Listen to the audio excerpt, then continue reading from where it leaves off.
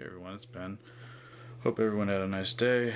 Kind of late in the evening for me, but it's been kind of a crazy day work-wise, so wanted to make sure I did this. I promised someone that commented on my Chrome Skull 2 video that I would do a review of the original film, Laid to Rest. The user's name is dan9697, so this is for you, buddy.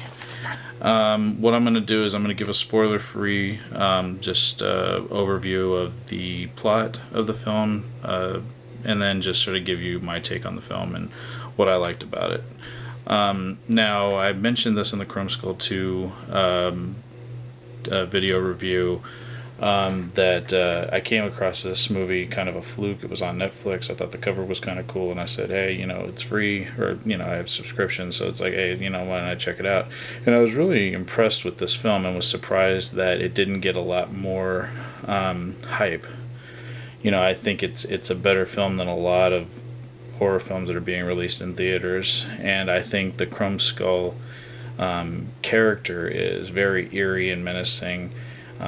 He doesn't say anything, but he's kind of a tech-savvy killer.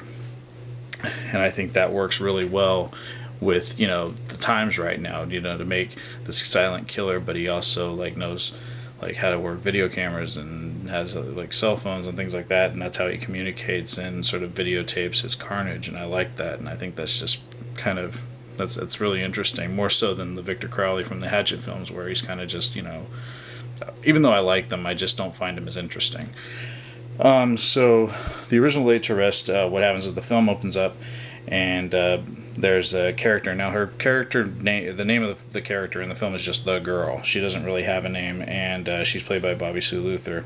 And what happens is at the beginning she wakes up in a coffin. She's got a head injury, and she has no memory of who she is or how she got there.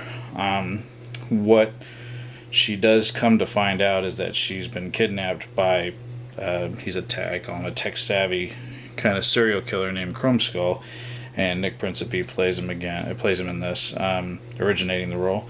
And what she does is she is able to flee the funeral home, and she runs into Tucker, played by Kevin Gage, and with the help of him and Steven, played by Sean Whalen, she has to outsmart Chrome Skull and get away from him, and also sort of solve the mystery of her past.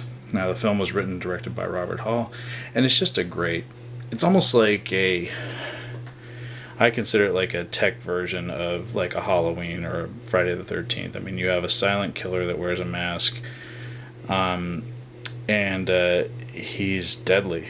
But he also can get hurt, so it's like, he is human, but he always bounces back, and there's some pretty interesting kills in this film.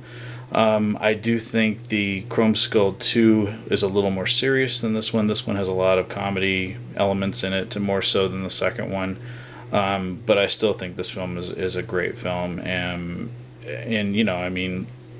it's got some really good kills, and again, for the limited budget they had, and for the fact that they do a great melding of CGI and practical effects, which I think is something that more mainstream movies should use. It looks better.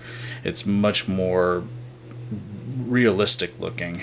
And I wish that there would be more big studio films that are going out into the mainstream that would do this. And there's some great kills in this film. Very memorable, very disturbing, very bloody. Has a really John Buechler kind of, Friday the 13th Part 7 before it was cut up by the MPAA. Very over-the-top violent effects, and it's really great and works to the film's strengths. And the Chrome Skull is just badass. He's just a badass killer. And the casting is great. Kevin Gage is awesome in it as Tucker. Really liked him. You really get behind him. Really a hero you can root for. And Bobby Sue Luther is great as the girl. She gives a great performance. I haven't seen her in anything else, but I really liked her in this. And Sean Whalen, who was in People Under the Stairs. He played I think his name was Roach in that. He was really good in that, and he's really good in this too. And then of course Nick Principe just owns the Chrome Skull character. So yeah, it's a great little film.